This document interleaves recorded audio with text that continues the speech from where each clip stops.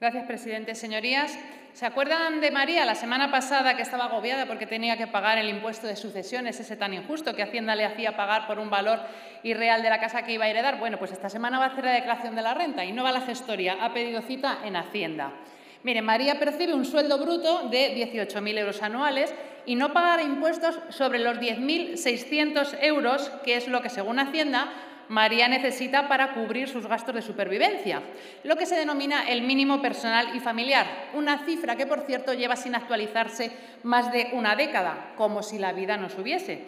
Bien, pero sobre los 8.000 euros restantes, que no están exentos, pagará un 19% de impuestos en su declaración. Esta es la teoría, pero la realidad es que con una inflación cercana al 10%, María no requiere para sobrevivir esos 10.600 euros que Hacienda le asigna, sino que debe disponer al menos de 12.000 euros a causa de la subida de precios.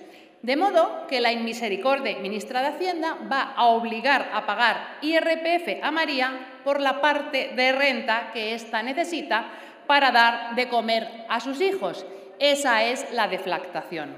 Y este es el Gobierno de la justicia social, que aprieta y ahoga a los españoles, pero que no escatima en renovar su flamante flota de coches resilientes, derrochando el dinero de quienes no llegan a fin de mes.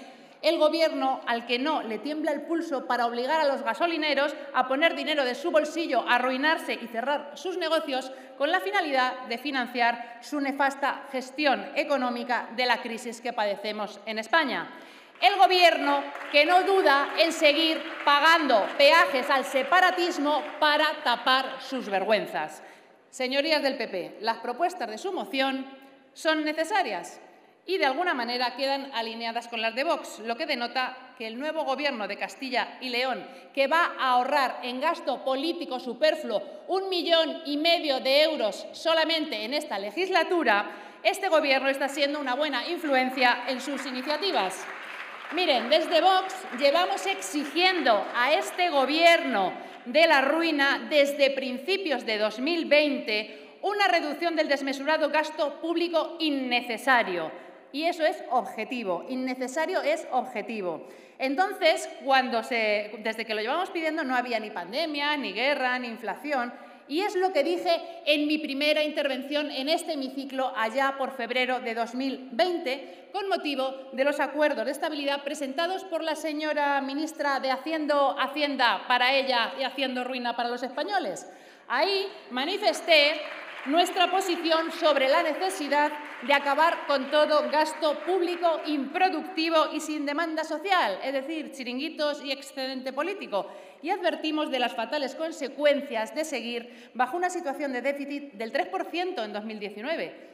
Y esas consecuencias no serían otras que las que hoy constatamos: la notable falta de capacidad para amortiguar crisis venideras. En la situación inflacionista y de ralentización de crecimiento que se encuentra España, la AIREF ha calculado que por cada punto de aumento del IPC, las administraciones públicas recaudarán más de 2.000 millones de euros en impuestos y que el plan de recuperación no tendrá impacto en el crecimiento. Y ante esta situación, ¿qué hace el Gobierno más gigantesco y caro de la historia? Eso sí, muy ecológico y muy resiliente: seguir con su agenda ideológica de gasto sin mesura y subir los impuestos. El problema de la inflación no es reciente, comenzó hace ya más de un año, cuando se advertían problemas de suministros en las cadenas de valor. ¿Y qué hizo el Gobierno? Pues nada. Nosotros consideramos urgente y necesario proceder a una optimización del gasto público, eliminando todo derroche superfluo político, ideológico, financiado con el esfuerzo y los impuestos de los españoles, realizando una auditoría del sector público institucional,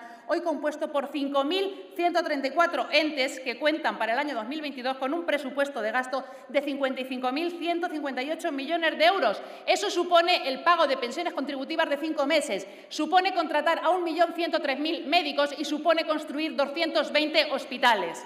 En Vox estaremos siempre a favor de la eliminación de aquellos entes públicos que en gran número constituyen chiringuitos ideológicos con utilidad marginal negativa para los españoles, además de acometer de inmediato un análisis pormenorizado de los gastos de los presupuestos generales del Estado para identificar partidas innecesarias y prescindibles que harían posible una reducción de la carga impositiva a los ciudadanos, mejorando el poder adquisitivo de las familias y la competitividad de las empresas. Es el momento idóneo para adoptar la metodología del presupuesto en base cero, que llevamos defendiendo desde el principio desde Vox y que ya sabemos, y ya termino, que a los socialistas no les gusta esta metodología porque supone trabajar más, pero es lo que necesitan los españoles, Señora que el Gobierno Cañizares, trabaje tiene usted más que terminar, y por gaste favor. menos.